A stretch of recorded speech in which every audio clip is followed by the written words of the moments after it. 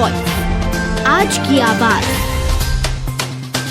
Ujjain police ने चोरी की झूठी रिपोर्ट करने का खुलासा किया है। फरियादी ने पारिवारिक बंटवारा होने के डर से स्वयं ही चोरी की झूठी रिपोर्ट दर्ज करवाई थी। घटना संदिग्ध दिखने पर पुलिस ने घटना को पुनः रिक्रिएट किया तो पता चला कि 1 वर्ष पूर्व मणिपुरम गोल्ड लोन में सोना गिरवी रखकर 76 लाख रुपए का लोन लिया था, जो वर्तमान में गतिशील है।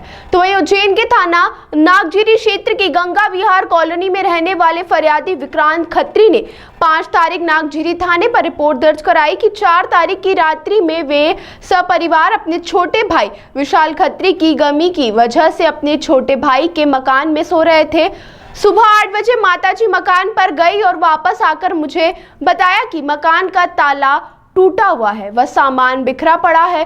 घर पर जाकर देखा तो गेट का ताला लगा हुआ था और ऊपर छत पर लगी प्लास्टिक की शीट उखड़ी होकर अंदर के गेट का लॉक टूटा हुआ था। मंदिर वाले कमरे में रखी लोहे की पेटी में सोने चांदी के जेवर चोरी हो चुके थे। फरियादी ने सोने के 2 हार, सोने का 1 मंगलसूत्र, सोने के 2 जोड़ी कंगन, सोने की 3 अंगूठियां, चांदी की पायजेब चोरी होना बताए थे। पुलिस के द्वारा शुरुआत से घटनास्थल का बारीकी से निरीक्षण किया गया तथा घटना को पुनः रिक्रिएट किया गया।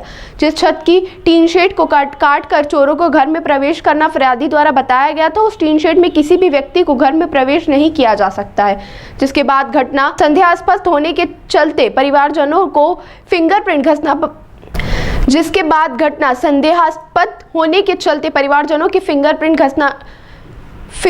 घटनास्थल पर मिले। फिंगरप्रिंट से मैच कराए गए। पुलिस के द्वारा फरियादी से गहन पूछताछ की गई तो पाया गया कि फरियादी ने बताया कि पारिवारिक बंटवारा होने के डर से फरियादी द्वारा स्वयं के बतौर गोल्ड लोन सिक्योरिटी में रखवाए गए, जिस पर फरियादी ने 76 लाख लोन लिया है। जेवर के चोरी का घटना बनाई गई और चोरी की झूठी रिपोर्ट थाने में लिखवाई गई थी।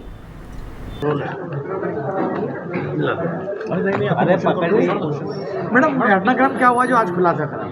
5 तारीख को फरियादी विक्रांत खत्री द्वारा थाना नागजीरी पे आके मौखिक रिपोर्ट लिखाई गई थी कि 4 तारीख को उसके घर में कुछ चोरों ने प्रवेश किया है, घर की टीन सेट को काट के और घर का कीमती सामान जेवरात चुरा कर ले गए हैं। चूँकि घटना बड़ी थी, पुलिस अधीक्षक महोदय, अतिरिक्त पुलिस अधीक्षक महोदय द्वारा घटना का शीघ्र निराकरण करने के निर्देश हमें दिए गए थे, जिसमें थाना प्रभारी नागजीरी और अन्य के नेतृत्व में टीम बनाई गई।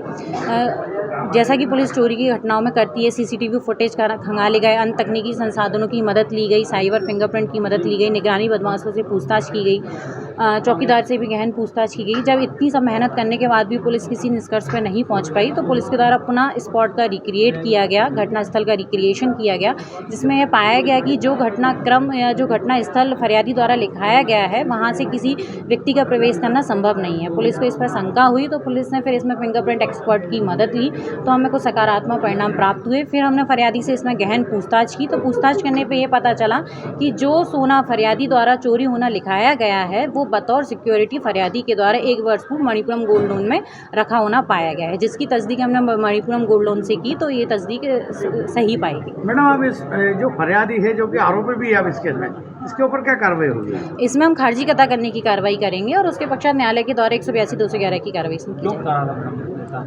पारिवारिक बंटवारा होने के डर से उसके द्वारा इस तरीके की कार्रवाई की गई।